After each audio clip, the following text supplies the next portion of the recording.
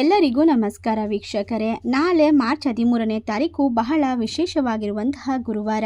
ನಾಳೆಯ ಒಂದು ಗುರುವಾರದಿಂದ ಗುರು ರಾಘವೇಂದ್ರ ಸ್ವಾಮಿಗಳ ಆಶೀರ್ವಾದ ಕೃಪಕಟಾಕ್ಷ 7 ರಾಶಿಯ ಜನರ ಮೇಲೆ ದೊರೆಯುತ್ತದೆ. ಗುರು ರಾಘವೇಂದ್ರ ಸ್ವಾಮಿಗಳನ್ನ ನೆನೆದರೆ ಸಾಕು, ಸರ್ವ ವಿಧವಾದ ಕಷ್ಟಗಳು, ತೊಂದರೆಗಳು ನಶಿಸಿ ಹೋಗುತ್ತದೆ ಎಂದು ಎಲ್ಲರಿಗೂ ತಿಳಿದೇ ಇದೆ.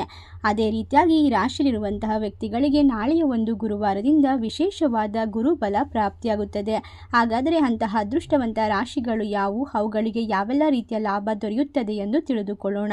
ಅದಕ್ಕೂ ಮುನ್ನ ನೀವು ಕೂಡ ರಾಘವೇಂದ್ರ ಸ್ವಾಮಿಗಳ ಭಕ್ತರಾಗಿದ್ದಲ್ಲಿ ಈ ವಿಡಿಯೋಗೆ ಒಂದು ಲೈಕ್ ಕೊಟ್ಟು ತಪ್ಪದೆ ನಮ್ಮ ಚಾನಲ್ನ ಸಬ್ಸ್ಕ್ರೈಬ್ ಮಾಡಿ. ಹಾಗೆ ಪಕ್ಕದಲ್ಲಿ ಇರುವಂಥ ಬೆಲ್ ಐಕನ್ನ ಪ್ರೆಸ್ ಮಾಡಿ. ಹಾಗೂ ನಿಮ್ಮ ಜೀವನದ ಸಮಸ್ಯೆಗಳಾದ ವಿದ್ಯೆ, ಆರೋಗ್ಯ, ಕೋರ್ಟ್ ಕೇಸ್, ಪ್ರೀತಿಯಲ್ಲಿ ನಂಬಿ ಮೋಸ, ಇನ್ನು ಮುಂತಾದ ಸಮಸ್ಯೆಗಳಿಗೆ ಡಿಸ್ಪ್ಲೇ ಆಗುತ್ತಿರುವ ಗುರುಜಿ ನಂಬರ್ಗೆ ಕರೆ ಮಾಡಿ ನಿಮ್ಮ ಸಮಸ್ಯೆಗಳನ್ನು ಪರಿಹಾರ ಮಾಡಿಕೊಳ್ಳಿ.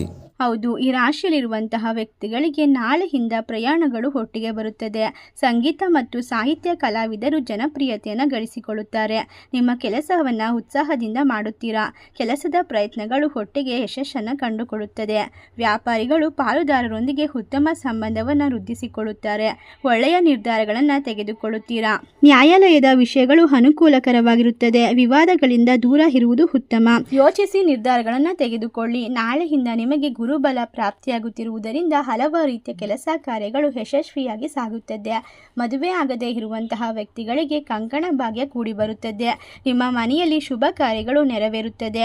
ಉದ್ಯೋಗಕ್ಕೆ ಸಂಬಂಧಿಸಿದ ಪ್ರಯತ್ನಗಳು ಫಲ ನೀಡುತ್ತವೆ. ವೆಚ್ಚಗಳು ಹೆಚ್ಚಾಗಬಹುದು. ನೀವು ಮಾಡಲು ಹೊರಟಿರುವ ಕೆಲಸಗಳು ಪೂರ್ಣಗೊಳ್ಳುತ್ತವೆ. ಕಲಾವಿದರಿಗೆ ಮನ್ನಣೆ ಸಿಗುತ್ತದೆ. ಆಧ್ಯಾತ್ಮಿಕ ಮತ್ತು ಸಾಂಸ್ಕೃತಿಕ ಕಾರ್ಯಕ್ರಮಗಳಲ್ಲಿ ಭಾಗವಹಿಸಬಹುದು. ಕುಟುಂಬದೊಂದಿಗೆ ಸಂತೋಷದ ಸಮಯವನ್ನು ಕಳೆಯುತ್ತೀರಾ. ಹಿರಿಯರ ಸಲಹೆಯನ್ನು ಪಾಲಿಸುತ್ತೀರಾ.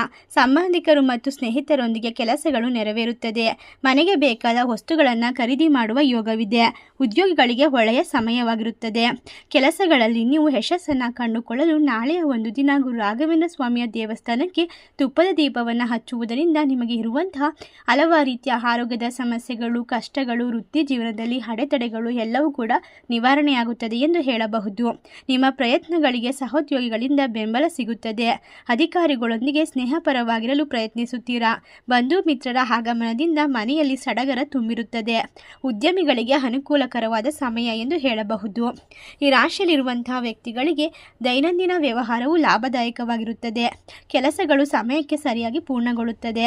ಹೊಸದಾದ ಉದ್ಯೋಗವನ್ನು ಮಾಡುವ ಸಾಧ್ಯತೆ ಇದೆ. ಇಷ್ಟೆಲ್ಲ ಲಾಭವನ್ನು, ಅದೃಷ್ಟವನ್ನು ಬರಮಾಡಿಕೊಳ್ಳುವ ಅದೃಷ್ಟವಂತ ರಾಶಿಗಳು ಯಾವುವು ಎಂದರೆ ಮೀನರಾಶಿ, ಕುಂಭರಾಶಿ, ತುಲಾರಾಶಿ, ಧನಸ್ಸು ರಾಶಿ, ಕರ್ಕಾಟಕ ರಾಶಿ, ವೃಷಭ ರಾಶಿ, ಮಿಥುನ ರಾಶಿ.